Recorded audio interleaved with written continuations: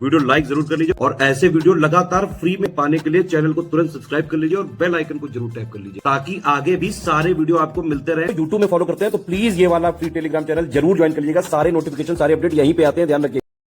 तो UP triple S C PET जो कि कंडक्ट हुआ था 7 सितंबर 2025 को, इसके शिफ्ट नंबर 2 के सारे क्वेश्चन, उनके आंसर और डीआई रीजनिंग एप्टीट्यूड का सलूशन लेके हम एक बार फिर से आपके समक्ष हाजिर हैं। इससे पहले शिफ्ट नंबर 1 और इससे एक दिन पहले 6 तारीख को जो दोनों अलग अलग शिफ्टें हुई थी उनकी आंसर की हमने आप लोगों को प्रोवाइड करके रख दी है। आप टेलीग्राम चैनल पे जाइएगा तो पीडीएफ मिल जाएगा इसका और बाकी सभी शिफ्टों का, और चैनल पे इससे पहले वाली शिफ्ट के सारे वीडियो अपलोड कर दिए गए हैं। तो चलिए फिर शुरुआत करते हैं यहाँ से। सबसे पहला है 5 ईयर प्लान से 9वीं पंचवर्षीय योजना किस चीज़ के ऊपर थी? Growth with social justice and equality. सारे के सारे 5 ईयर प्लान इंपॉर्टेंट थे। ये बात हमने पहले भी बताई थी स्टैटिक जीके में जब हम ये पापा वीडियो स्टैटिक का दिए थे। अब ये देखो, ये है रीजनिंग का, इसमें इंस्ट्रक्शन के हिसाब से कि कौन किससे लंबा है कौन नहीं है वो सब दे रखा है। तो सबसे पहले एक काम करो, ये देख लो कि पूछा क्या है। इस ग्रुप में सबसे छोटा कौन है ये पूछा है, तो इसका मतलब जो भी बंदा किसी से भी लंबा मिला, इससे ये साफ हो जाएगा कि वो सबसे छोटा नहीं हो सकता। देखिएगा, विनय हंसिका से लंबा है तो इसका मतलब विनय सबसे छोटा नहीं हो सकता। अगर विनय नाम का ऑप्शन होता तो हम उसे काट चुके होते हैं। अब देखो, हंसिका खुद अभय से लंबी है तो इसका मतलब हंसिका सबसे छोटी नहीं हो सकती, उसको देखिए हमने काट दिया है। अब आलोक अशोक से लंबा है तो आलोक सबसे लंबा नहीं हो सकता, इस वजह से उसे भी काट दिया। और अशोक विनय से लंबा है तो अशोक को भी काट दिया। तो बस एक ही ऑप्शन बचा डी, अभय जो है ये सबसे छोटा हो जाएगा। नेक्स्ट है हमारे सीधे करंट अफेयर पापा से, जो पीटी के 3-4 दिन पहले हमने दिया था। बोला था इस वीडियो को देख डालो 3-4 दिन के अंदर, जो भी आना होगा आ जाएगा। ये देखो, 20 दिसंबर 2024 को ग्रीन इंफ्रास्ट्रक्चर और सस्टेनेबल डेवलपमेंट प्रोजेक्ट के लिए भारत सरकार और कौन से बैंक के बीच में 500 मिलियन का लोन एग्रीमेंट साइन हुआ था? तो एडीबी के बीच में, एशियन डेवलपमेंट बैंक। अब ये देखो, 437 और 487 के बीच में कितने होल नंबर आएंगे? होल नंबर का मतलब जो 0 से चालू हो और पूरा इन्फिनिटी तक जाए, ठीक। तो 0 से स्टार्ट होके आगे जो भी नंबर है वो सब क्या होगा? होल नंबर होगा। अगर वो 0 से ना स्टार्ट होके 1 से स्टार्ट हो तब वो नेचुरल नंबर हो जाएगा, ठीक। तो इधर देखिएगा ध्यान से, 437 से शुरू करना है, 487 तक जाना है और बीच के सारे नंबर आपको लेने हैं। तो 437 से अगला नंबर आएगा 438, फिर 439, उसके बाद 487 से जस्ट पहले 486 आएगा और 487। इस तरह से ये सीरीज़ चलेगी। अब ये बताओ ये सीरीज़ है कौन सी? लगातार 2 एलिमेंट के बीच में एक ही एक का गैप है, हर जगह आपको गैप जो है सेम मिल रहा है। इसका मतलब आप समझे कि ये एपी की सीरीज़ है। और एपी की सीरीज़ में कितने नंबर हैं टोटल, ये निकालना बहुत आसान होता है। कैसे? Last minus first divide by difference, और ये जो आंसर आएगा उसमें +1 कर दो, बस इतने टर्म हो जाएंगे। लास्ट है 487, 437 उसमें से निकाला तो बचा 50, डिवाइड बाय डिफरेंस, डिफरेंस मतलब वही गैप, ये गैप तो 1 का है तो इसलिए नीचे 1 रख दिया। ये आंसर आता है 50, इसमें 1 जोड़िएगा तो 51 आ जाएगा, ऑप्शन बी। अब आप नेक्स्ट देखो भाई ध्यान से, गैट का मतलब क्या है? जनरल एग्रीमेंट और टैरिफ एंड ट्रेड। तो ये इसका मतलब है। बाकी टैरिफ से एक पूजनीय व्यक्ति ध्यान में आते हैं, परम जूतनीय टैरिफानंद। क्या आप बता सकते हैं कि हमने किसका नाम लिया इनडायरेक्टली? अब उसके बाद डीआई सॉल्व करना है। 4 डीआई कम से कम आपके हर एक शिफ्ट में आए हैं। तो इस पर्टिकुलर शिफ्ट में ये पहला, आपके पास PQRS T और U ये शर्ट बनाने वाली कंपनी है और ये उनके नंबर्स हैं कि कौन सी कंपनी कितनी शर्ट बना रही हैं। देखिए 2 ही टाइप की शर्ट बन रही हैं, एक तो काली दूसरी सफ़ेद। तो काली और सफ़ेद का रेशियो दे रखा है। तो सबसे पहले हमने ये किया कि एग्जैक्टली कितनी काली शर्टें बन रही हैं उनको हमने ये रेड से दिखा दिया, और जो सफ़ेद शर्टें बन रही हैं टोटल में से काली निकाल दो तो कितना बचा? सफ़ेद बचा, उसको हमने 5225 माइनस 2850 तो ये आया, ये लिख दिया। और बाकी सबके साथ भी हमने यही करते करते सफ़ेद शर्टों की संख्या सबके लिए लिख दी। इतना करने के बाद आप सीधे क्वेश्चन नंबर पहले पे आ सकते हो, जो कि इस पैसेज के हिसाब से मतलब इस डीआई सेट के हिसाब से हो जाएगा 6 नंबर का। तो यूनिट यू में जितनी भी वाइट शर्टें बन रही हैं, तो ये देखो ये है यू, ये नीले से वाइट शर्टें, तो कितनी? 1925। इसे एक तरफ रखो। अब अगली यूनिट है पी, उसमें जो काली शर्टें बन रही हैं तो ये है पी और ये है काली शर्टें, ये है 2850। तो परसेंटेज का डिफरेंस बताना है कि ये जो वाइट शर्टें जो यू ने बनाई थी ये 1925, ये कितने परसेंटेज कम है उन ब्लैक शर्टों के मुकाबले जो कि यूनिट नंबर पी में बनी है। तो डिफरेंस हो जाएगा सीधे से 925 का, और आपको कंपेयर किससे करना है, ब्लैक शर्ट से जो कि 2850। तो 925 ऊपर 2850 नीचे, गुणे में 100, परसेंटेज चेंज ऐसे ही तो निकालते हैं ना। तो ये कितना आ रहा है, ये 32 के आसपास आएगा, अर्थात नन ऑफ दीज, क्योंकि 32% यहाँ पे कहीं है नहीं। अब नेक्स्ट देखो, कौन सी ऐसी इकाई है जिसमें ब्लैक और वाइट शर्ट के बीच का डिफरेंस सबसे ज़्यादा है। अब ये आंसर मैं हटा रहा हूँ क्योंकि हमने सबसे मिनिमम ले लिया था, सबसे ज़्यादा जहाँ पे अंतर है वो देखना है। इस एस को देखो, ये लगभग 2000 के ऊपर का अंतर आ रहा है, ये 2925, ये 900, ठीक। बाकी अगर आप क्यू में देखो तो ये 900 का अंतर आ रहा है, तो इस वाले ऑप्शन को हटा दो, 2000 से तो कम वैल्यू आ रही है। फिर आप पी में देखो, ये 300-400 के आसपास का अंतर आएगा इन दोनों वैल्यू को ध्यान से देखने पे। फिर आ जाता है आर, ये भी 300-400 के आसपास डिफरेंस आ रहा है। तो सबसे ज़्यादा डिफरेंस कहाँ पे है, एस में। ऐसा भी क्वेश्चन आ सकता था कि कहाँ सबसे कम डिफरेंस है। अब चलो नेक्स्ट पे, आपको यहाँ पे रेशियो निकालना है किस चीज़ का, तो जो आप ऊपर रखिएगा वो ये है कि क्यू और यू ने जितनी काले शर्टें बनाई, ये देखिए ये है क्यू, ये है यू, काली शर्टें आपको किससे दिख रही हैं, रेड से। तो ये 20-25 और ये 3025, तो टोटल मिलेगा तो 5050 आ जाएगा। इसे आप रखिएगा ऊपर, तो 5050 ऊपर डिवाइड बाई, हम पी और क्यू की बात करेंगे और उन्होंने जितनी सफ़ेद शर्टें बनाई उसका टोटल कर लेंगे। तो ये है पी, ये है क्यू, जो सफ़ेद शर्टें हैं उन्हें हमने ब्लू से दिखाया है। इन दोनों को जब आप ऐड करेंगे तो कितना आ जाएगा भाई, 0 1 7 2 9 1 10 3 2 5 2 1 3, कितना आया 3500।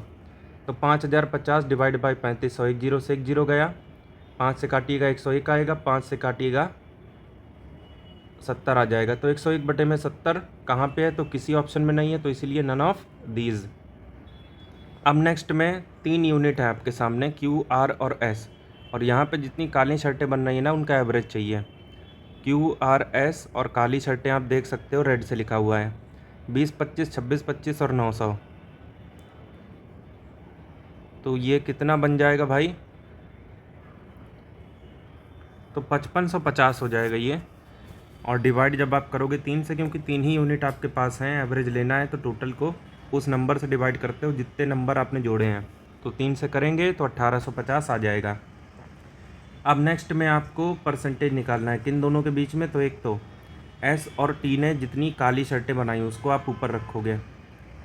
तो ये एस और ये टी, काली शर्टें आप देख रहे हो रेड से, 15-9 24, तो इसीलिए हमने 2400 को ऊपर रखा, आप देख सकते हैं क्लियर। और उसके बाद उन्हीं एस और टी के बारे में बात करते हुए कहा गया है कि उनका टोटल जो शर्ट निकला है वो ले लो, इन्होंने टोटल जितनी शर्टें बनाई हैं सब ले लो। तो ये देखिए, ये 0 और ये टोटल आता है 8700, तो 2400 ऊपर 8700 नीचे, गुणे में 100, परसेंटेज ऐसे ही तो निकालते हैं ना। तो ये टोटल आ जाएगा 2400/87, ये 3 से काटिएगा 29 बार में जाएगा, 24 हो जाएगा 800 बार में, तो 800/29, परसेंट यहाँ से एकदम सही आ गया। DI हम आपके लिए सॉल्व कर चुके हैं। सबसे बेस्ट अप्रोच ये रहती है कि जो भी डेटा दिया है सब लिख लो, क्योंकि किस डेटा की मांग क्वेश्चन आपसे कर दे इसका कोई भरोसा होता नहीं है। अब अगले क्वेश्चन की ओर चलेंगे। मंत्री जो बिल लेके आता है उसे क्या कहते हैं, गवर्नमेंट बिल, क्योंकि मंत्री सरकार में रहता है तभी तो मंत्री है, तो सरकारी बिल हो जाएगा क्योंकि मंत्री सरकार को रिप्रेजेंट कर रहा होता है। जैन धर्म में टोटल मिला के कितने तीर्थंकर होते हैं, तो 24। लास्ट वाले कौन से होते हैं, ये बात पिछली शिफ्ट में पूछी थी। 23वें नंबर के बारे में 6 तारीख को सेकंड शिफ्ट में पूछा था। इनमें से कौन है जिन्हें साल 2024 के द्रोणाचार्य अवार्ड, वो भी हॉकी में, सम्मानित किया गया था, तो ये हैं साहब संदीप सांगवान। ये डायरेक्ट क्वेश्चन है हमारे करंट अफेयर पापा से, जो कि हमने पीटी के लिए दिया था। यूपी पीसीएस आ रहा है, बीपीएससी के लिए पहले ही दे चुके हैं पापा, यूपी पीसीएस के लिए आगे आने वाले टाइम में दे देंगे। बाकी अगर आपको किसी पेड कोर्स की जानकारी चाहिए और एप्लीकेशन में कोर्स खरीदने में कोई दिक्कत आ रही है तो भी आप इन तीनों नंबर पे कॉल या व्हाट्सएप कर सकते हो। इस वाले पे केवल व्हाट्सएप करोगे और इसमें रिप्लाई भी देर से मिलेगा। नेक्स्ट आप देखो सुंदरबन किस प्रकार के वनों के लिए प्रसिद्ध है, तो वहाँ पे क्या चीज़ फेमस है, तो मैंग्रोव फॉरेस्ट वहाँ पे बहुत ज़्यादा फेमस है। मैंग्रोव की खास बात ये होती है कि वो नमकीन पानी में भी आराम से उगाते हैं। कौन सी ऐसी यूनिवर्सिटी है जिन्होंने 2024 के लिए ग्लोबल वाटर मॉनिटरिंग रिपोर्ट को पब्लिश करने में अहम भूमिका निभाई थी, तो वो है ऑस्ट्रेलियन नेशनल यूनिवर्सिटी। इम्पॉर्टेंट बात है। अब अगला सवाल एप्टीट्यूड से बहुत आसान सा, 0.12 का परसेंटेज क्या है। तो देखो, अगर आपको परसेंटेज से डेसिमल बनाना हो तो 100 से डिवाइड करते हो, और अगर डेसिमल से परसेंटेज पे जाना हो तो 100 से गुणा कर लेते हो। तो इसे अगर आप 100 से गुणा कीजिएगा तो ये हो जाएगा 12%। इस 17 नंबर में आप बताओ कौन सा बाकी सबसे अलग है। तो अगर आप लिली, रोज़ और लोटस को ध्यान से देखोगे तो ये सब फूल हैं, लेकिन अंगूर एक फल है।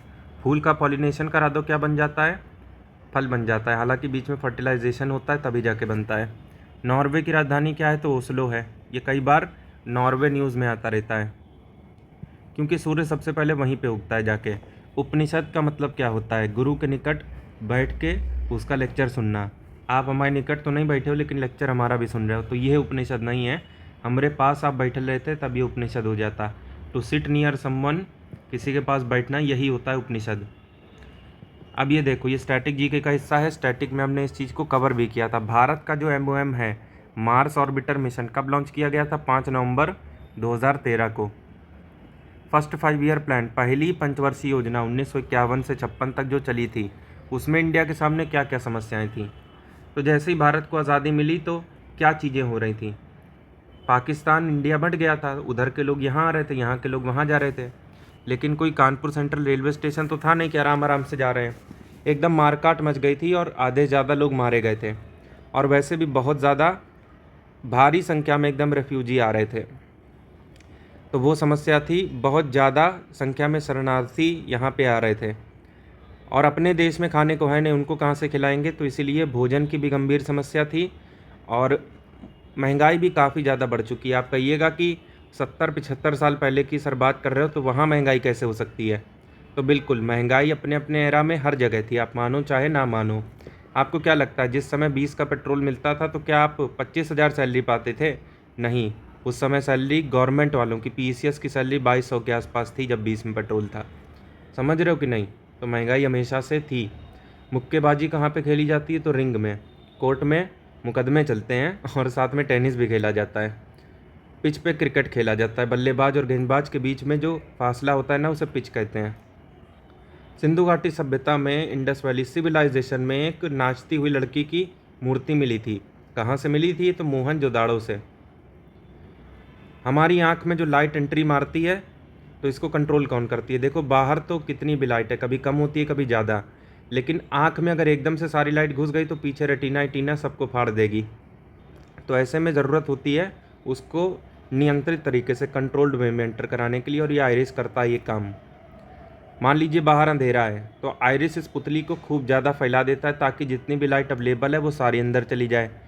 या फिर अगर आप चमक धमक वाले इलाके में चले गए जहाँ पे बहुत ज़्यादा रोशनी है, तो उधर ये चाहिए कि कम से कम लाइट अंदर जाए, क्योंकि सारी चली गई तो रेटिना 100% डैमेज हो जाएगा।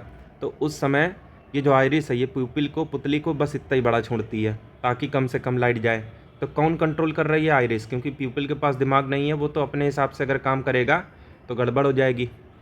पृथ्वी पर सबसे सूखी जगह कौन सी है, तो अटकामा रेगिस्तान जो कि चिली में है। इससे ज़्यादा सूखी जगह कोई भी नहीं है पूरी पृथ्वी में। राष्ट्रीय बालिका दिवस, नेशनल गर्ल चाइल्ड डे 2025 कब मनाया गया था, 24 जनवरी को। तो डे से भी बराबर सवाल आ रहे हैं सभी शिफ्टों में। अब ये देखो, ये भी पिछली शिफ्ट की तरीके का एक सवाल है कि 2 नंबर हैं, LCM HCF दे रखा है, इन 2 नंबर में से एक 30 है तो दूसरा क्या है। आपको जैसा पता है फर्स्ट इंटू सेकंड बराबर होता है LCM इंटू HCF। पहला 30 है, दूसरा सेकंड ही मान लो 30 इंटू सेकेंड, बराबर में LCM है 120, HCF है 6, तो 120 इंटू 6। यहाँ से सेकंड की वैल्यू निकालोगे तो 24 आ जाएगी। बौद्ध धर्म में त्रिपिटक का मतलब क्या होता है, तो त्रिपिटक मतलब 3 टाइप की टोकरी, जिसमें बौद्ध धर्म की जो भी चीज़ें हैं, जो भी उनकी परंपराएं हैं, जो भी उनकी शिक्षाएं हैं, वो सब शामिल होती हैं। तो 3 baskets containing the collections of Buddhist teaching, ये हो जाएगा। 2025 में विंबलडन टेनिस चैंपियनशिप की वुमेन सिंगल के विजेता कौन है, तो ईगा स्वाइटेक। नेट पिन का नाम देखिएगा तो एस से कुछ ऐसा निकला होगा मात्रा टाइप का, जी से भी निकला होगा, ऊपर दो ठो ऐसे बिंदी भी होंगी। जनसंख्या घनत्व क्या है, पर स्क्वायर किलोमीटर में कितने लोग रह रहे हैं, ये बताओ ये क्या है। इतने से एरिया में 9 पार्टिकल हैं। अगर इतने से एरिया में 90 पार्टिकल हो जाए ना तो मतलब एरिया उतना ही है लेकिन लोग ज़्यादा। इसी चीज़ को ज़्यादा घनत्व कह देंगे और इस चीज़ को कम। किसी के बाल कम हैं और किसी के बाल उतने ही बड़े सिर में ज़्यादा हैं तो उसके बाल घने हो जाएंगे जिसके ज़्यादा हैं, जिसके नहीं हैं तो नहीं होंगे। तो घनापन इसी को कहते हैं। और पॉपुलेशन डेंसिटी में भी सेम बात लागू होती है। अगर आप हेलीकॉप्टर पर बैठ के देखोगे तो इतने से एरिया में अगर कम लोग हैं तो वहाँ पॉपुलेशन डेंसिटी ज़्यादा, कम। और अगर बहुत ज़्यादा लोग भरे पड़े इतने ही एरिया में तो वो उसका मतलब बहुत ज़्यादा पॉपुलेशन डेंसिटी है। छोटे से एरिया में बहुत ज़्यादा लोग रह रहे हैं। अब ये देखो, ग्राउंड वाटर रिचार्ज आपका समर कब फेल हो जाता है, जब मई जून का महीना होता है, पानी नीचे चला जाता है, ऐसा मिस्त्री बोलता है ना आपसे। इसका मतलब ग्राउंड वाटर को सप्लाई नहीं मिल पा रही है। कैसे सप्लाई मिला करती है यही आपसे पूछा जा रहा है, उसका मेन सोर्स क्या है। तो बरसात का पानी जब नीचे चला जाता है तभी उसे पानी ज़्यादा मिल जाता है। और अगर पुराना ही पानी सूखता रहे, बरसात का कोई पानी जाए ही ना, जैसा मई जून के महीने में होता है नॉर्मली, तो तब ग्राउंड वाटर का लेवल कम हो जाता है। लेकिन वो फिर से बराबर में क्यों आ जाता है, क्योंकि बाहर से बारिश का पानी अंदर चला गया।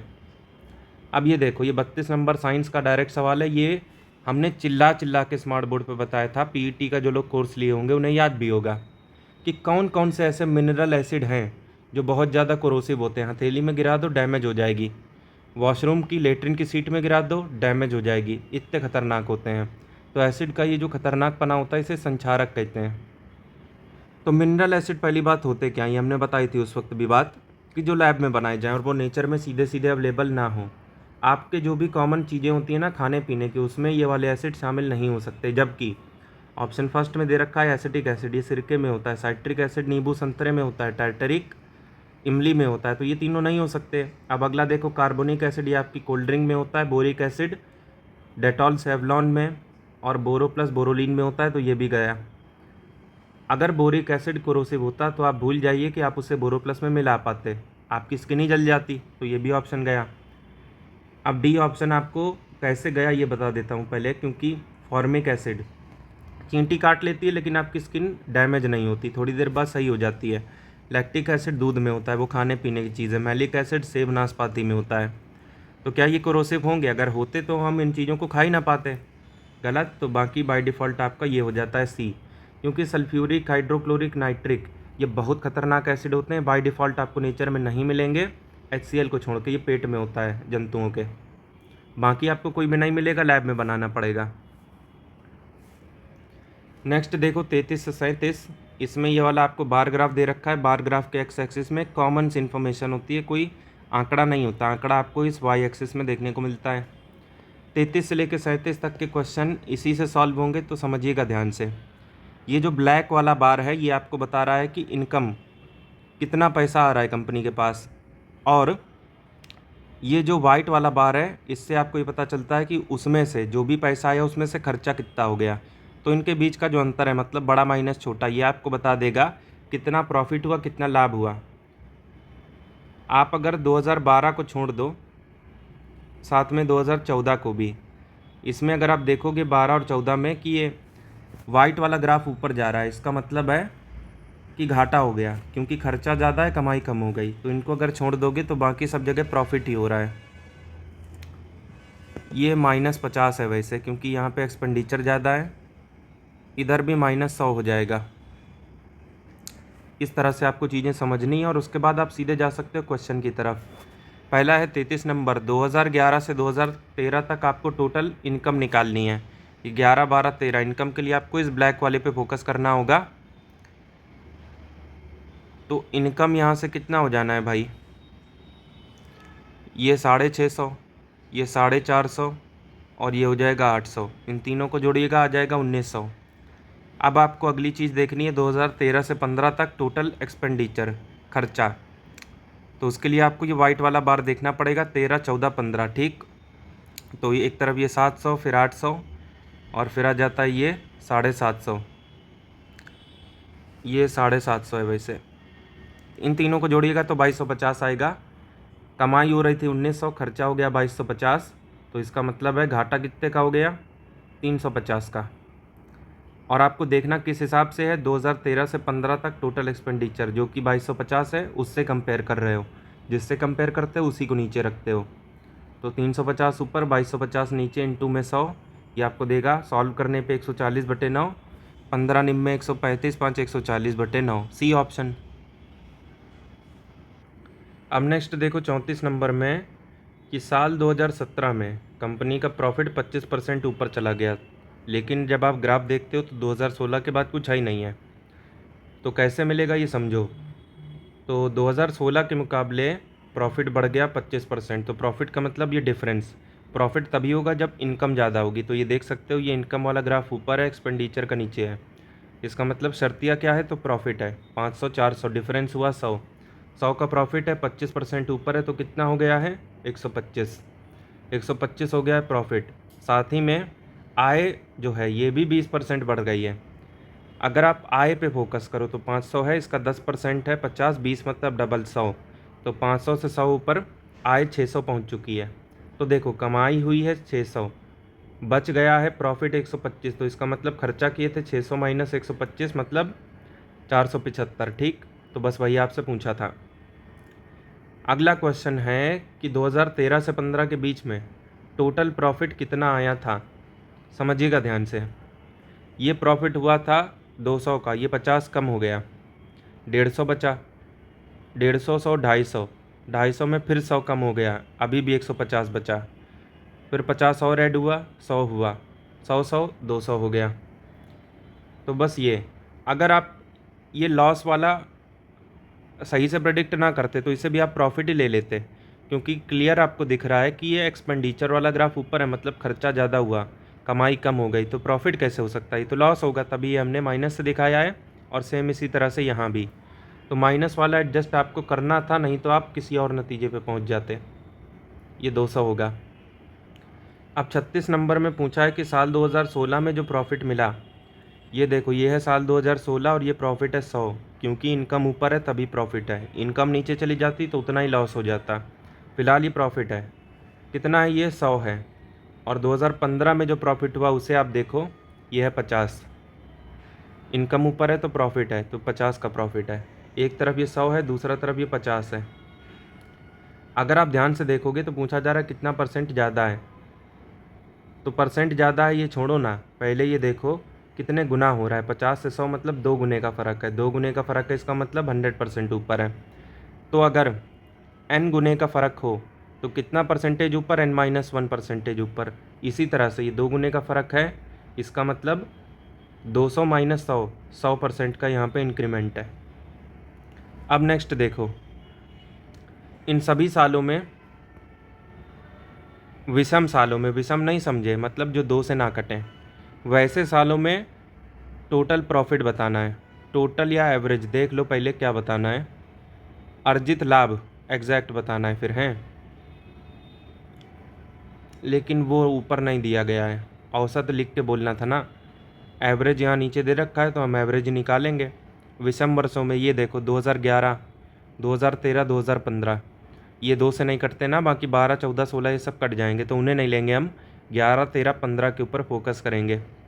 एवरेज प्रॉफिट बताना है, यहाँ पे तो सीधे से 200 है, इधर 100 है तो 300 हो गया, इधर 50 है तो 350 हो गया, 3 से काटिएगा तो 116.66 आ जाएगा। यहाँ पे लॉस का कोई भी चक्कर नहीं था, अगर होता तो उतना ही हम एडजस्ट करके बताते। तो ये भी DI हमने आपके लिए सॉल्व कर दिया, काफ़ी आसान सा था। अब देखो अगले क्वेश्चन की तरफ कि बुझा हुआ चूना अगर आपको बनाना है तो आप सूखे चूने में पानी डाल देते हो, और इस रिएक्शन के बाद आपको क्या चीज़ देखने को मिलती है, यही आपको बताना है। तो अगर जिन लोग के घर में चूना पुतता हो ना, तो ये चीज़ अच्छे से वो लोग समझ जाते हैं। उनके घर में जो मज़दूर आता है ना, सबसे पहले वो चूने का पैकेट खोलेगा, ड्रम में पानी पहले से पड़ा होगा, उसमें वो चूना पलटा देगा। क्या होगा उसके बाद, आप देखोगे पानी खौलने लगेगा। हम बचपन में बहुत आश्चर्यचकित हो जाते थे कि ससुरा कौनो गर्म किया नहीं, फिर भी यहाँ पे पानी उबल रहा है, कैसे यार। तो बहुत सिंपल सी बात है, ये रिएक्शन एक्सोथर्मिक है, हीट रिलीज़ हो जाती है तो तापमान जो है बढ़ जाएगा। एक्सोथर्मिक में जिस चीज़ के ऊपर रिएक्शन हो रहा है उसका तापमान बढ़ जाता है, एंडोथर्मिक में कम हो जाता है। एंडोथर्मिक वाला एग्जाम्पल इससे पिछले वाली शिफ्ट में पूछा था। कि पसीना सूख जाता है तो आपको क्या फील होता है? ठंडक, क्योंकि हीट एब्जॉर्ब हो चुकी है और अंदर से निकल चुकी है। अगला है कि रुद्रदामन का जो शिलालेख है उसमें क्या इन्फॉर्मेशन मिली है कि सुदर्शन लेक, जिसका जिक्र किया गया है गिरनार रॉक इंस्क्रिप्शन में रुद्रदामन के, कौन सा ऐसा मौर्य अधिकारी है जिसने ये झील बनवाई थी सुदर्शन लेक? पुष्यगुप्त वैश्य इसका पूरा नाम था, और पुष्यगुप्त दे रखा है तो इसको टिक करेंगे और आगे बढ़ेंगे। अब सवाल उठता है कि काहे की वजह से ये लेक बनाई थी? तो उस समय सूखा पड़ रहा था क्षेत्र में, तो किसानों को हेल्प करने के लिए सिंचाई में, इसीलिए बनाई गई थी।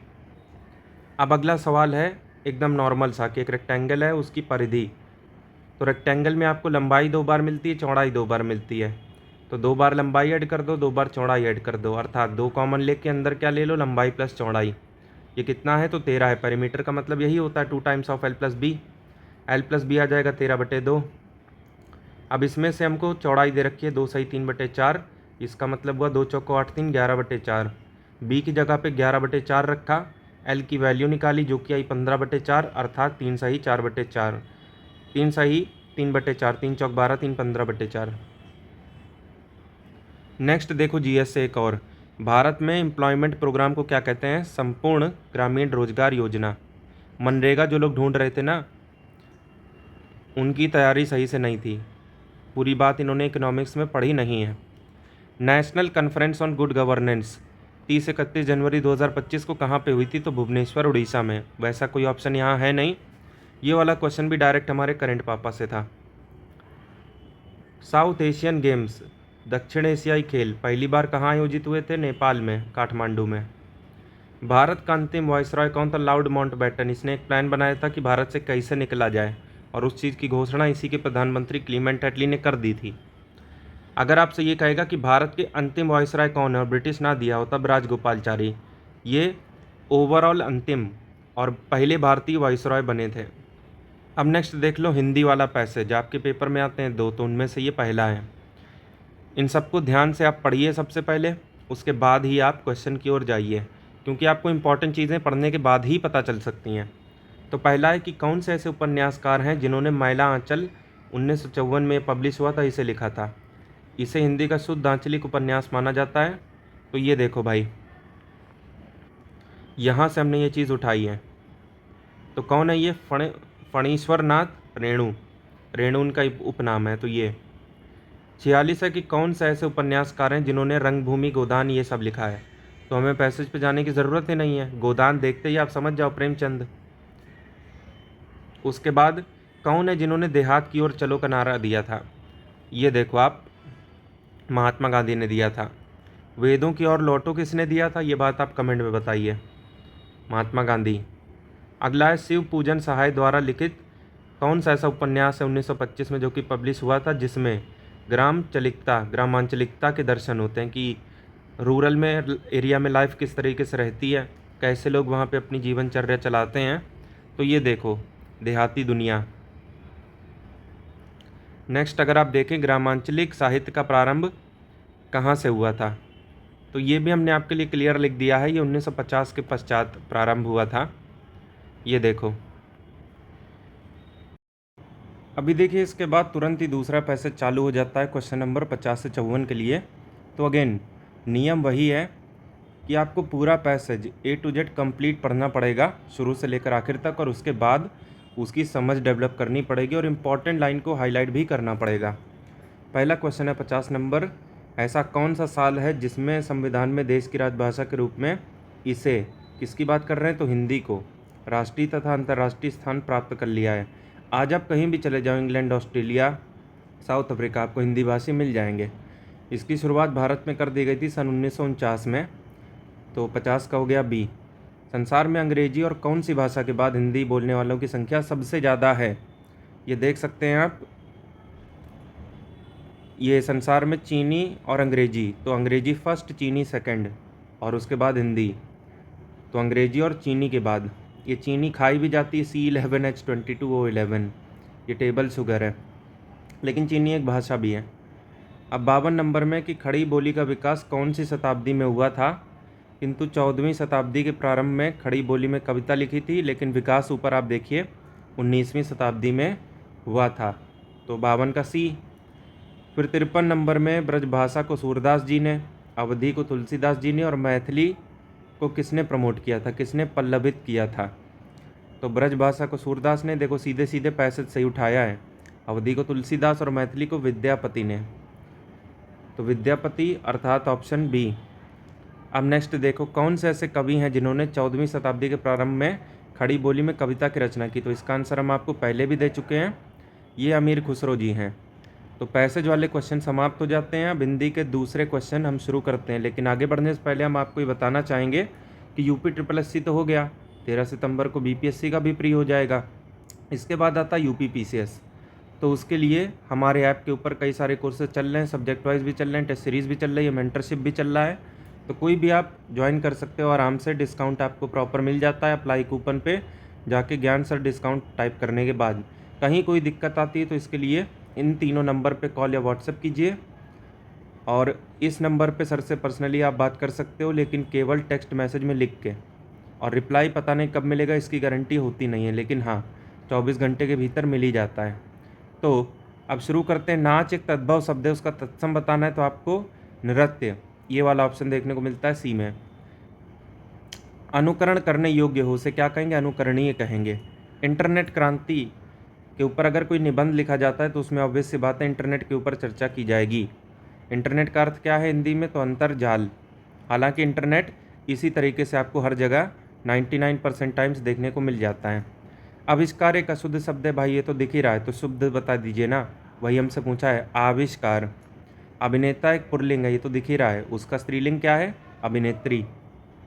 अगला सवाल पॉलिटी से है, जिसमें पूछा जा रहा है कि कौन सी ऐसी रिट है जो तब इशू की जाती है अदालत के द्वारा जब उसको पता लगता है कि कोई प्राधिकारी है, कोई ऑफिस है सरकारी, और वो अपनी ड्यूटी सही से नहीं कर रहा है, और इस चक्कर में सामने वाला जो उसकी फरियाद लेकर उसके पास आया है उसका मूल अधिकार भी हरित हो रहा है। तो ये होता है मैंडेमस। इसमें कोर्ट की तरफ से आदेश मिल जाता है कि ये करो। अब जैसे कोई मुलजिम है, उसको चार्जशीट दरोगा नहीं दे रहा है, तो क्या कर सकता है? वो कोर्ट के सामने एप्लीकेशन दे सकता है, और कोर्ट उस दरोगा को आदेश देगी कि भाई इसको चार्जशीट दो, या तो जो भी अपनी आख्या है वो प्रस्तुत करो कि क्यों नहीं दे सकते और किस प्रावधानों के अंतर्गत आप नहीं दे सकते। पूरी बात आप कोर्ट को समझाइए। तो ये हो जाएगा मैंडेमस। अब अगला सवाल है मॉडर्न इंडिया से। Indian home rule society London में स्थापित की गई थी किसके द्वारा? तो श्यामजी कृष्ण वर्मा के द्वारा। इंटरनेशनल टाइगर डे, अंतर्राष्ट्रीय बाघ दिवस, ये कब मनाया जाता है? तो 29 जुलाई को। अब ये देखो, ये 63 नंबर है साइंस का। डायरेक्ट ये उसी वीडियो से सवाल है जो कि हमने आपके लिए ऐप में बना के दिया था साइंस के ऊपर। चिल्ला चिल्ला के बोला था कि लाइट को अगर आप प्रिज्म से पास कीजिएगा सीधे तो 7 कलर में बढ़ जाएगी। इस चीज़ को डिस्पर्जन कहते हैं। ये फैलाव, वैसे लिखने का तरीका गलत है। ये 64 नंबर में पूछा जा रहा है, भारत में कौन सा ऐसा शहर है जहां पर भारत का पहला certified green municipal bond release किया गया है? तो ये है गाज़ियाबाद में। फिर करंट अफेयर से डायरेक्ट सवाल है, जो हमने पापा वीडियो दिया था एग्जाम के कुछ दिन पहले, उससे डायरेक्ट। 1 जनवरी 2025 को गुजरात सरकार एक नए ज़िले का अनाउंसमेंट करती है कि आज से ये एक नया ज़िला है गुजरात का। कैसे ये बना है? बनसकथा ज़िला जो पहले से ही अस्तित्व में है उससे काट के इसको अलग किया गया है। ये वाव थाराड ठीक उसी तरीके से है जैसे रायबरेली से काट के अमेठी बना दिया गया था, सेम उसी तरह से बनसकथा से अलग करके वाव थराद बना दिया गया है। अब अगला है काकरा पार थर्मल पावर प्लांट कहाँ पे? गुजरात में। जब हम थर्मल पावर प्लांट वाला जो चैप्टर है फिजन और फ्यूज़न वाला, वो जब समझा रहे थे ना बोर्ड पे चिल्ला चिल्ला के, तब हमने काकरा पार गुजरात का नाम लिया था। सुनने वालों को याद भी होगा, जो एप्लीकेशन में उस वीडियो को देखे होंगे, कृपया बता दीजिए ये बात सही है कि नहीं। अब नेक्स्ट देखो, 1 का स्क्वायर 1 है, 11 का स्क्वायर 121, तो ये तो बच्चा भी जानता है, ये लिखने की ज़रूरत नहीं है। 111 का स्क्वायर सीधे ही पूछ लेते भाई, 1 2 3 2 1, ये सीधे से आंसर होता है। अब अगला सवाल है फिजिक्स का न्यूमेरिकल। हमने आपको चिल्ला चिल्ला के बोला है कई बार एप्लीकेशन वाले में, जो हमने कोर्स बनाया साइंस का उसमें भी, कि जो भी फॉर्मूले आते हैं बेसिक से फिजिक्स के केमिस्ट्री के सब याद करो, क्योंकि आजकल न्यूमेरिकल आने लगे हैं। यूपी PSC RO में डेफिनेटली आते हैं, पहले भी आते रहे, लेकिन अब यूपी SSSC PET में भी। तो सामान्य विज्ञान लिख गया, अब उसमें एक भी चैप्टर स्किप ना करना, न्यूमेरिकल को भी अच्छे से अटैम्प्ट करना तैयारी के दौरान, ये आपका कर्तव्य बनता है। उन्होंने तो लिख दिया सामान्य विज्ञान, अब आप उसको समझते रहो, सोचते रहो, अगर खुद से पढ़ रहे हो और अगर हमारे पास आए हो तो इस बात का यकीन रखो कि कुछ भी छोड़ते नहीं हैं हम लोग। तो फिलहाल 250 वोल्ट का पोटेंशियल डिफरेंस लगाया है, 500 ओम का रेजिस्टेंस है किसमें, तो एक आयरन में। आयरन का मतलब है जो प्रेस किया जाता है ना वो। 10 सेकंड अगर प्रेस चल रहा है तो कितनी उसमें हीट निकल रही है। तो करंट की वजह से जो हीट जनरेट होती है उसे जूल्स का हीटिंग इफेक्ट कहा जाता है। H बराबर आई स्क्वायर आर टी से उसको लिखा जाता है। अगर आई की जगह वी स्क्वायर बाई आर लिख दोगे तो नीचे से एक आर कट जाएगा और एक ही आर बचेगा, वी स्क्वायर तो एज इट इज़ रहेगा। तो इसी चीज़ को H बराबर v square by r into t भी आप लिख सकते हो। आपको वी पता है, आर पता है, टी पता है, वैल्यूज़ रखेंगे, सॉल्व करेंगे तो 1250 जूल यहाँ पे आ जाएगी। नेक्स्ट देखिए, राजा जी के नाम से किसे जाना जाता है, इस नाम से एक गाना भी है, टूट जाए राजा जी पलंग संग तो ये सी राजगोपालचारी, इनसे रिलेटेड एक और क्वेश्चन आया है इसी शिफ्ट में कि भारत के अंतिम गवर्नर जनरल कौन है, तो सी राजगोपालचारी हैं और भारतीय प्रथम भी वही है। लेकिन अगर पूछे ब्रिटिश गवर्नर जनरल आखिरी वाले कौन है, तो वो लॉर्ड माउंटबेटन है, क्योंकि माउंटबेटन से पहले वॉइसरॉय की पोस्ट जो समाप्त कर दी गई थी और गवर्नर जनरल की वापस से शुरू कर दी गई थी। तो ये जो लॉर्ड माउंटबेटन थे, इनकी टेबल पे पहले जो वॉइसरॉय लिखा होता था ना उसको लात मार के फेंक दिया और उसके बाद गवर्नर जनरल ऑफ इंडिया लिख दिया गया था। लेकिन जब वो हटे तो उसके बाद राजगोपालचारी आ गए थे, इन्हें राजा जी के नाम से भी जाना जाता है। लेकिन इसके बाद गवर्नर जनरल की भी पोस्ट हटा दी गई और प्रधानमंत्री और राष्ट्रपति की पोस्ट शुरू की गई, जो कि आज तक जारी है। अब इसमें से क्या है जो संविधान में शुरुआत में बात करें तो हिस्सा नहीं था उसका, लेकिन बाद में 1976 में स्वर्ण सिंह कमेटी के सजेशन के बाद इसको डाला गया संविधान में। तो फंडामेंटल ड्यूटी को शुरुआत में कितनी थी और अंतिम ड्यूटी कब ऐड की गई, क्या आप जानते हैं? अगर हाँ तो कमेंट में बताइए।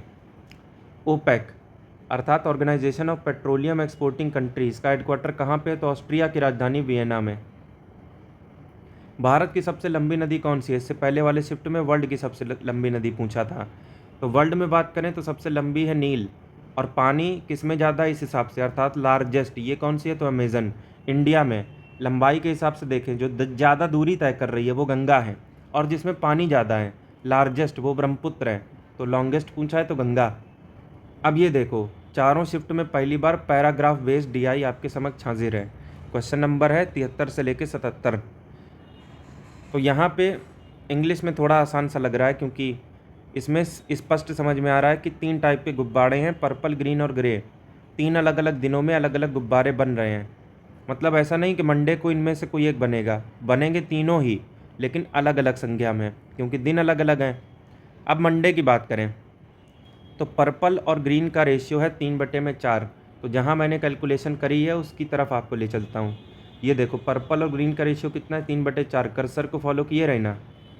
और उसके बाद पर्पल और ग्रे का रेशियो है 3/2। तो पर्पल ग्रे का रेशियो कितना ले लिया, 3/2।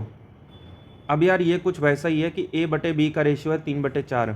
ABC मान लो, किसको किसको मान लो, पर्पल, ग्रीन और ग्रे को। आप चाहो तो अपनी सहूलियत के लिए, नहीं तो purple, green, grey as it is लिख दो, कोई प्रॉब्लम नहीं है। तो पर्पल और ग्रीन का रेशियो कितना है, 3/4। पर्पल और ग्रे का कितना है, 3/2। इसमें से कॉमन क्या है, तो पर्पल। 3/4 3/2 में 3 कॉमन है, तो 3 को एक बार लिखो, बाकी सबको एक एक बार लिख दो। तो तीनों का कंबाइंड रेशियो A/B/C आ जाता है 3:4:2। ठीक, किसका किसका रेशियो आ जाता है, तो ये इन तीनों का ही आ जाता है, पर्पल, ग्रे और ग्रीन का। पर्पल, ग्रे और ग्रीन 3:4:2, 3 4 7 2 9। लेकिन सवाल के हिसाब से तीनों मिला के 450 है। तो 9 का मतलब 450, तो 1 का मतलब 50।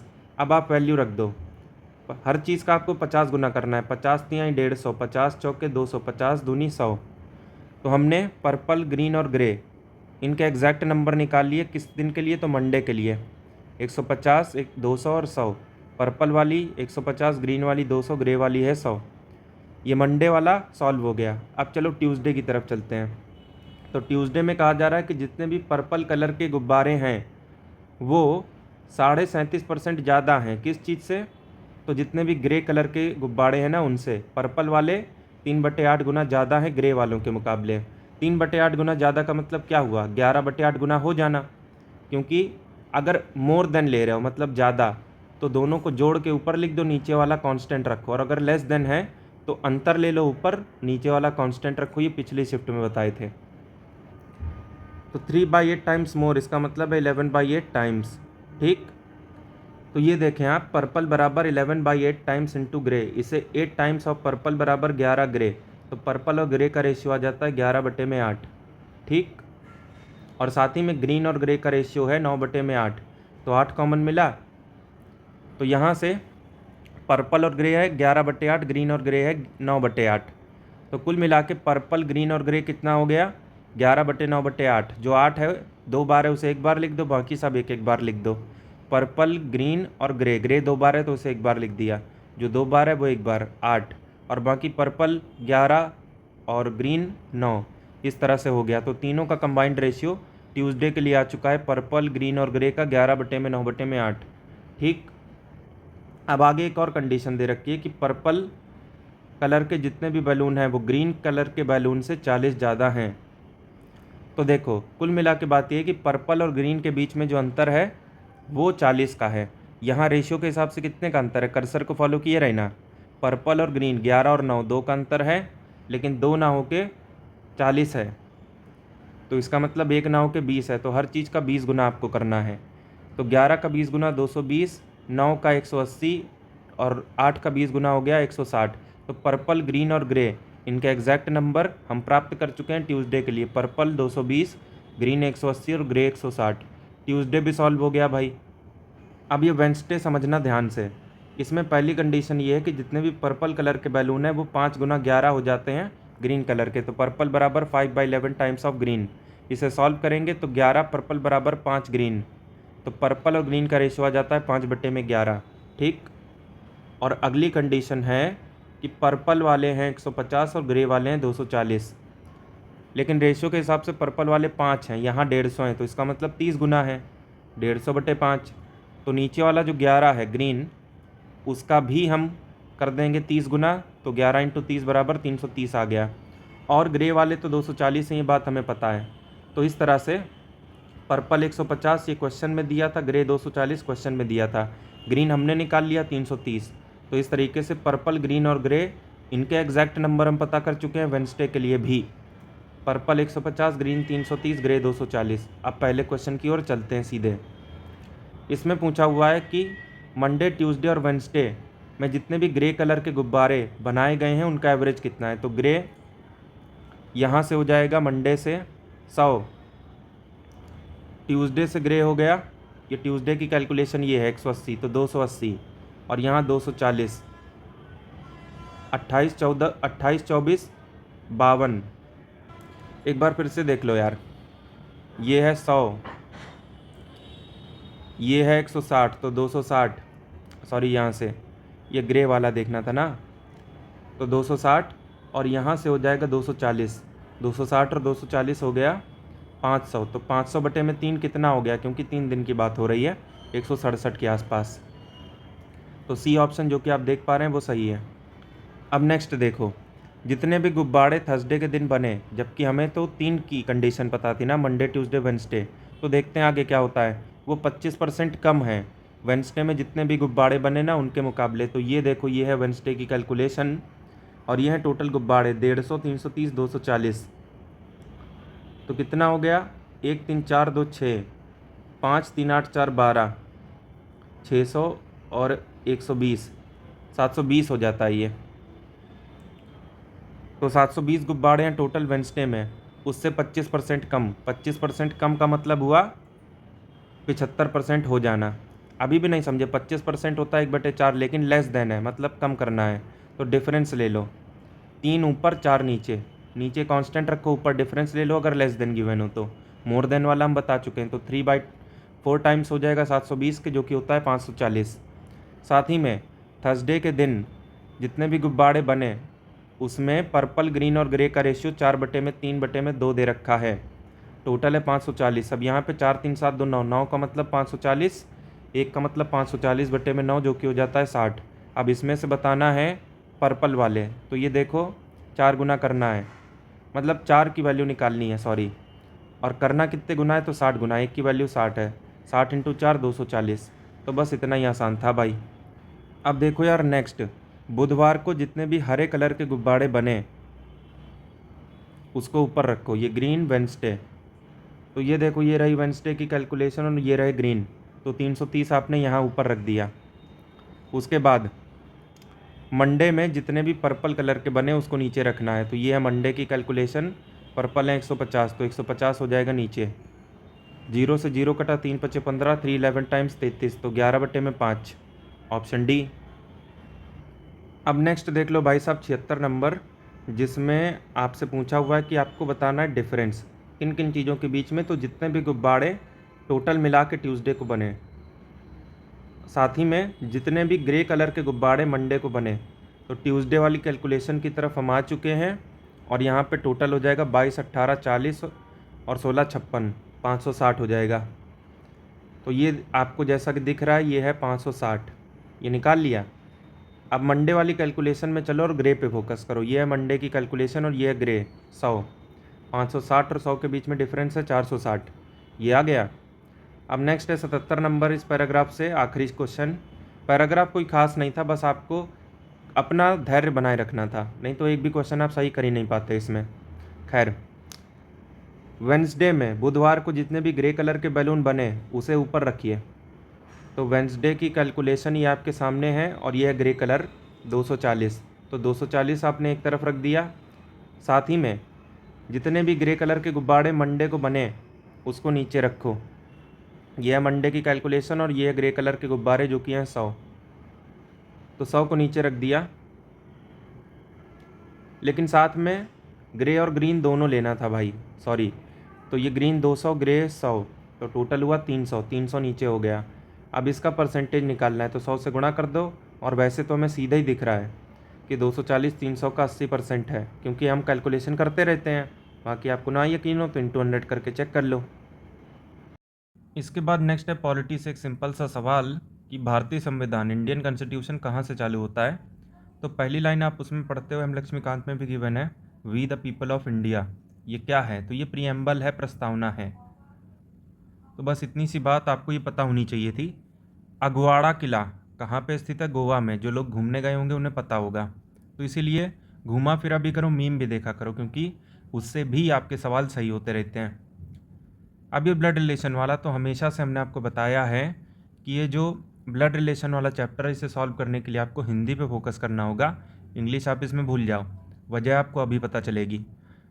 एक महिला ने क्या कहा एक आदमी की ओर पॉइंट करते हुए कि उसकी माँ मेरी माँ की इकलौती बेटी। तो मेरी माँ की इकलौती बेटी अगर कोई बोल रही है महिला, तो इसका मतलब वो अपनी बात कर रही है। अगर कोई महिला ये कहती है कि वो उसकी माँ की इकलौती बेटी है, तो वो इसका मतलब अपने खुद की बात कर रही है। उसकी माँ मेरी माँ की इकलौती बेटी है, इसे हम ऐसा भी लिख सकते हैं कि उसकी माँ मैं हूँ। तो महिला उस आदमी से कैसे संबंधित है? तो वो तो उसकी माँ हुई। इतनी सी देर में आपका क्वेश्चन सॉल्व हो जाता। तभी हमने आपको बताया कि हिंदी में ही क्वेश्चन पढ़ा करो ब्लड रिलेशन वाले, क्योंकि बचपन से ऐसे रिश्ते आप हमेशा हिंदी में ही बोलते हो, सुनते हो, सारी चीज़ें समझते हो। Hindustan Republican association, HRA, house rent allowance के अलावा इसका ये भी फुल फॉर्म होता है, आप लोगों को ये पता होगा। 1924 में ये बना था। इसके बाद ये हिंदुस्तान सोशलिस्ट रिपब्लिकन एसोसिएशन बन जाता है 1928 में, HSRA हो जाता है। अब अगला आपका करंट अफेयर से सीधे, करंट अफेयर पापा हमने दे रखा था एग्जाम से 4-5 दिन पहले, उससे सीधे ये सवाल है कि इनमें से कौन है जिन्हें PNB का CEO बनाया गया था 16 जनवरी 2025 को। MD CEO दोनों पोस्ट दे दी गई थी। MD कम CEO, मतलब पोस्ट एक ही है, MD की भी भूमिका में वही है, CEO भी वही है। तो कौन है ये भाई साहब? अशोक चंद्रा जी। अब उसके बाद 84 और 83 नंबर आप कीजिएगा इस वाले पैसेज को पढ़ के। तो पैसेज कोई भी हो, हिंदी का चाहे अंग्रेजी का, पढ़ना आपको पूरा चाहिए, उसके बाद ही आप इंपॉर्टेंट चीज़ें उसकी समझ पाओगे। पहला क्वेश्चन है 83 नंबर की, किस प्रकार से लोग रिवर की रक्षा कर सकते हैं, उसका संरक्षण कर सकते हैं? How can people protect the rivers? तो सीधे से दे रखा है, to protect the rivers people must avoid polluting them with waste and chemical. तो कुल मिला के उन्हें प्रदूषित करना आप छोड़ दो, अवॉइड पॉल्यूटिंग देम, ये हो जाएगा।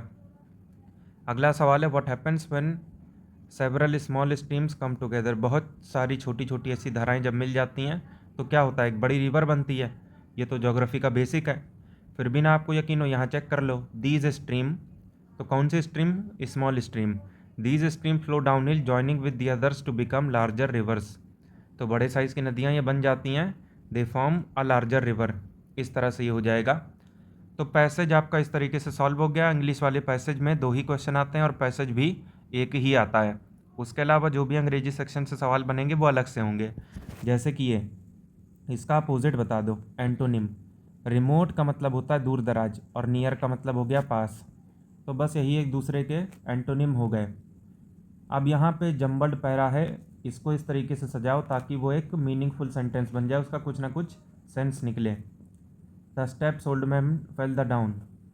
तो सबसे पहले आप सब्जेक्ट से शुरू करते हो जिसके बारे में बात हो रही है। The old man fell down the steps, मतलब पैदल चल रहा था फिसल गया। इसको अंग्रेजी में क्या कहते हैं? Fell down the steps. कोई जा रहा था फिसल गया तो फेल डाउन दी स्टेप्स। तो बस इतनी सी चीज़ समझ के आप इसे सॉल्व कर सकते थे। अगले में आपको फिल इन दी ब्लैंक्स करना है। इस पोजीशन पे क्या आएगा ये बताना है। My brother dash very hard at the moment because some of his colleagues are off sick. मेरे भाई के कलीग छुट्टी पे हैं इसलिए इस समय वो ज़्यादा काम कर रहा है। तो कंटिन्यूस सेंटेंस है तो इस वर्किंग यहाँ पे सही हो जाएगा। अगला सवाल है क्लॉक से। तो क्लॉक हो, कैलेंडर हो, इसको ज़रूर करना चाहिए क्योंकि पिछले 5-6 साल से जितने भी एग्ज़ाम हो रहे हैं, चाहे UPPSC के, UPSSC के या दूसरे स्टेट PCS के भी, उसमें ये दोनों चैप्टर से क्वेश्चंस आ रहे हैं। 7:10 पे क्या सिचुएशन होती है? आपसे इसमें पूछा है एंगल बता दो दोनों सुइयों के बीच में। अगर हमने कहा दोनों सुइयों तो इसका मतलब है घंटे और मिनट की सुई। सेकंड वाली सुई क्लॉक चैप्टर में इग्नोर हो जाती है। 7:10 पे सिचुएशन कुछ ऐसी होगी, दिमाग में इमेजिन करो क्या होता है। एक है घंटे की सुई जो 7 पे है, मिनट की सुई 2 पे है। ऐसी सिचुएशन होगी 7:10 पे, ये 7 पे, ये 2 पे। तो इसलिए घंटे की सुई 7 पे, मिनट वाली 2 पे। डिफरेंस है 5 का जिसमें घंटा बड़ा है, मतलब घंटे की वैल्यू 7 है, मिनट की 2 है। इसका मतलब घंटे की वैल्यू ज़्यादा है। तो ज़्यादा कम का फ़र्क कहाँ पड़ेगा वो आपको बताऊंगा, लेकिन पहले ये 5 का जो फ़र्क है ना, इसकी वजह से कितना एंगल बनेगा। देखो अगर 1 का फ़र्क हो तो 30 डिग्री बनता है, ये बात पता होनी चाहिए। 5 का फ़र्क है तो 5 गुना 30 पंजे 150, तो 150 तो ये हो गया। लेकिन ये अप्रॉक्स एंगल है। एग्जैक्ट एंगल निकालने के लिए आपको ये चेक करना पड़ता है कि घंटे और मिनट में किसकी वैल्यू ज़्यादा है। केस नंबर 1, अगर घंटे की वैल्यू ज़्यादा हुई तो जितना भी मिनट आपको गिवन है, जैसे यहाँ 10 मिनट, उसका आधा आप जोड़ दो अप्रॉक्स आंसर में। तो 150 पहले ही है, मिनट 10 हैं, उसका आधा 5 है, वो जुड़ जाएगा, 155 हो जाएगा। लेकिन ये कब हुआ? जब घंटे की वैल्यू बड़ी है। मान लीजिए छोटी हो जाती तब क्या करते? तो अप्रॉक्स में से मिनट का आधा हम निकाल लेते हैं, लेकिन फ़िलहाल वो करने की यहाँ ज़रूरत नहीं है। अब नेक्स्ट है डेफिनेशन ऑफ स्टेट, राज्य की परिभाषा। तो राज्य का मतलब UP MP Bihar Uttarakhand Tamil Nadu north east, ये सब कुछ नहीं है। राज्य का संविधान के हिसाब से मतलब है सरकार और उससे रिलेटेड संस्थाएं। तो राज्य की डेफिनेशन 2 जगह गिवन है हमारे संविधान में, एक 12 दूसरा 36 में। दोनों चीज़ें याद रखिएगा, यहाँ पे 12 ऑप्शन में है, इसे टिक करेंगे और आगे बढ़ेंगे। नेक्स्ट है स्टैटिक GK से डायरेक्ट, स्टैटिक पापा दिया था उसी से है सीधे। पुतुल नाच किस राज्य का कठपुतली नाच है? तो पश्चिम बंगाल का। याद रखना भी हमने बताया था आपको, पा से पुतुल, पा से पश्चिम बंगाल। फेडरल स्टेट की सबसे मेन चीज़ क्या है? तो फेडरलिज्म का मतलब क्या होता है कि एक ही देश में अलग अलग सरकारें हो जाएं। जैसे भारत में अलग अलग 28 राज्यों की अपनी अपनी सरकार है, केंद्र शासित प्रदेशों की अपनी सरकार है। दिल्ली, पौंडीचेरी और जम्मू कश्मीर में क्या है? वहाँ पे ये केंद्र शासित प्रदेश हैं, लेकिन इसके बावजूद वहाँ पे विधानसभा है, तो उनकी अलग सरकारें हैं, बाकी देश की एक केंद्र सरकार तो है ही है। तो इस तरीके की सिचुएशन को ही आप फेडरल स्टेट कहते हो। देखो हुआ क्या कि केंद्र और लोकल यूनिट में, चाहे वो राज्य हो या फिर उससे छोटी केंद्र शासित प्रदेश हो या लोकल गवर्नमेंट हो, शक्तियों का विभाजन हो गया। तो बस ये है power shared between central and local government, यही होता है मेन चीज़ फेडरलिज्म में। अब देखो एक और DI आपके सामने आ गया, 92 से लेकर 96। अब इसे समझना शुरू करते हैं। क्या दे रखा है आपको? Bar graph. ठीक है, अब बार ग्राफ में एक्स एक्सिस पे एक कॉमन सी इन्फॉर्मेशन होती है, जो कि ये है कि 5 अलग अलग साल आपके सामने है, 2021, 22, 23, 24, 25। और उन सालों में कितनी महिलाओं ने मैराथन में पार्टिसिपेट किया ये दे रखा है, और कितने पुरुषों ने किया ये भी। ये जो डार्क वाला बार ग्राफ है, इससे आपको पता चलता है कि उस पर्टिकुलर साल में कितने पुरुषों ने मैराथन में भाग लिया। उसी तरह से ये जो वाइट वाला बार ग्राफ है, ये आपको बताएगा कि कितनी महिलाएं उसमें पार्टिसिपेट की थी। तो समझ गए आप? इतना ही समझना आपके लिए काफ़ी है। अब कुछ चीज़ें आप लिख के रखो। क्या लिखोगे? कि उस पर्टिकुलर साल में महिला और पुरुष मिला के कितने लोग पार्टिसिपेट किए हैं? ये 2021 में 3050, 2022 में इन दोनों को ऐड करा तो 3300 आया, 2023 में 3500, 2024 में इन दोनों को ऐड करने पे 3200, उसी तरह से 2025 में इन दोनों को ऐड करने पे 3000। एक चीज़ आपने ये एक जगह लिख ली, क्योंकि इनमें से किस चीज़ की ज़रूरत पड़ जाए आपको नहीं पता अभी, लेकिन जिस समय पड़ेगी और उस समय आप कैलकुलेशन कीजिएगा तो आपका समय ज़्यादा लग जाएगा। एक और चीज़ आप ये देखो कि जैसा कि आपको पता है कि ये डार्क बार ग्राफ आपको उन पुरुषों की संख्या बता रहा है जिन्होंने इस मैराथन में भाग लिया। तो सारे सालों को मिला के कितने पुरुष भाग लिए हैं ये चीज़ आप कैलकुलेट करके रख लो। तो अगर आप पुरुषों को देखोगे तो ये डार्क बार ग्राफ के ऊपर जो वैल्यूज़ लिखी हुई हैं उन सबको जोड़ना पड़ेगा। हमने एग्जैक्टली यही किया तो हमें मिला 9400। इन सभी सालों में 2021, 22, 23, 24, 25 टोटल कितने पुरुष मैराथन में दौड़े हैं? तो 9400। इनका एवरेज अगर देखा जाए अर्थात 9400 बटे में 5, क्योंकि 5 ही साल हैं, 3 और 2 5, तो यह आता है 8800। पुरुषों के लिए आपने कैलकुलेशन कर ली, उसी तरीके से महिलाओं के लिए भी करो। उसके लिए आपको ये जो वाइट बार ग्राफ है इसकी सारी वैल्यूज़ को जोड़ के एक तरफ लिखना पड़ेगा, और हमने एग्जैक्टली यही किया, तब हमें मिला 6650। तो इतनी महिलाओं ने इन सभी सालों में पार्टिसिपेट करा है इस पर्टिकुलर मैराथन में। इनका अगर एवरेज देखा जाए तो 6650 बटे में 5 ये आपको देगा 1330। इतनी चीज़ें इस बारे में लिखना काफ़ी थी। अब चलो शुरू करते हैं। पहला क्वेश्चन है 92 नंबर, जिसमें आपको बताना है अंतर किन चीज़ों के बीच में। एक तो जितने पुरुष ने पार्टिसिपेट करा है सब मिला के उनका एवरेज, और दूसरा सभी महिलाओं ने जो पार्टिसिपेशन दिखाया है उनका एवरेज। तो दोनों का एवरेज हमने पहले ही निकाल के रखा है। अगर आप बाद में निकालते तो आपको ज़्यादा समय देना पड़ता, पहले ही वो काम कर लो यार। तो एक है 1330, दूसरा है 1880, बड़ा माइनस छोटा आपको डिफरेंस दे देगा जो कि निकलेगा 550। अब नेक्स्ट देखो, साल 2026 में कितने लोगों ने पार्टिसिपेट करा ये बताओ। अब डेटा तो 2025 का दिया है, लेकिन आगे आपको हिंट जरूर दिया होगा कि कैसे आप कैलकुलेशन करोगे। तो दे रखा है कि 2026 में जितने भी लोगों ने मैराथन में भाग लिया वो 2024 और 25 में जितने लोगों ने लिया उससे 25% ऊपर है। पहले 25% ऊपर का मतलब समझो, 25% होता है 1/4।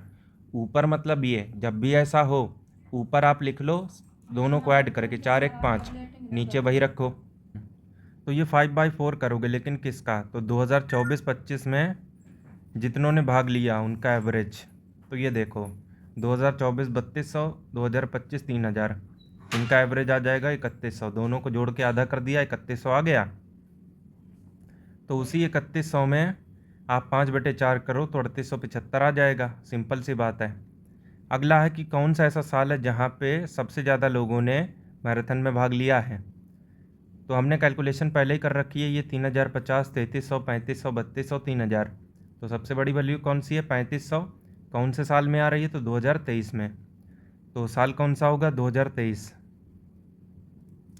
अब उसके बाद नेक्स्ट देखो 95 कि साल 2021 में जिन महिलाओं ने इस मैराथन में भाग लिया उनका परसेंटेज निकालो पहले। उसी तरह से 2023 में जितने पुरुषों ने भाग लिया उनका परसेंटेज निकालो, और इन्हीं दोनों परसेंटेज वैल्यू का डिफरेंस ले लो। डिफरेंस आप जानते ही हो, बड़ा माइनस छोटा। तो 2021 में कितनी महिलाएं थीं, यहाँ फोकस करना, मेरे कर्सर पे ध्यान रखना। 1250 आपकी महिलाएं हैं, टोटल है 3050। तो 1250 बटे में 3050 गुणे में 100, ये परसेंटेज आपको मिलेगा 40.98।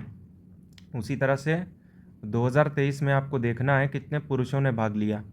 तो ये आप पुरुषों की संख्या देखो 1700, ऊपर टोटल 3500, नीचे गुणे में 100, ये आएगा 48.57। तो डिफरेंस ले लो। अब डिफरेंस का मतलब हुआ बड़ा माइनस छोटा, 48.57 माइनस 40.98, ये आपको 7.59 देगा, जिसका अप्रॉक्सीमेशन होता है 7.6। आपको अप्रॉक्स वैल्यू ही लेनी थी। अब आखिरी क्वेश्चन देख लो भाई इस पर्टिकुलर DI सेट से, जिसमें आपको बताना है रेशियो किन चीज़ों के बीच में। तो 2022, 23 और 24 में जितने पुरुषों ने भाग लिया उनका एवरेज ये ऊपर आएगा, और नीचे क्या आएगा कि 2021, 22 और 23 में जितनी महिलाओं ने भाग लिया उस मैराथन में उनका एवरेज, तो ये हो जाएगा। तो सबसे पहले आप 2022, 23 और 24 के ऊपर फोकस करो और वहाँ देखो पुरुष।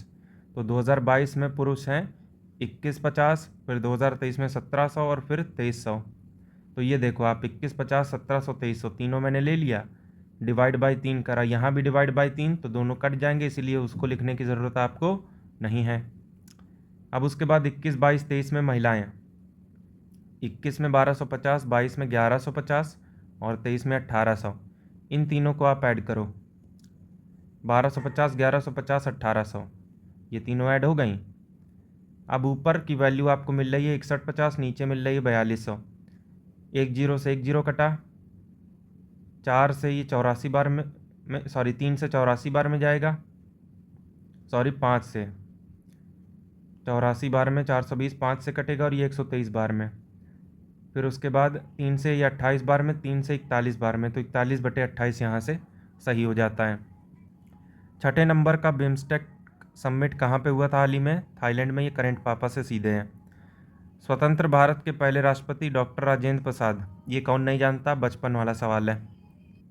इनमें से कौन सी ऐसी कमेटी है जिसके ऊपर रिस्पॉन्सिबिलिटी होती है कोड ऑफ कंडक्ट की? आप देखते हो न्यूज़ में अक्सर कर नेता एक दूसरे को माँ बहन की गाली देते पाए जाते हैं, साथ ही में कुर्सियाँ तोड़ते हुए, एक दूसरे के ऊपर फेंकते हुए।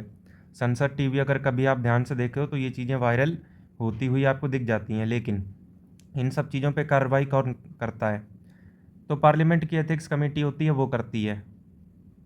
अब हिंदी में इसे सॉल्व करना बेहद आसान था।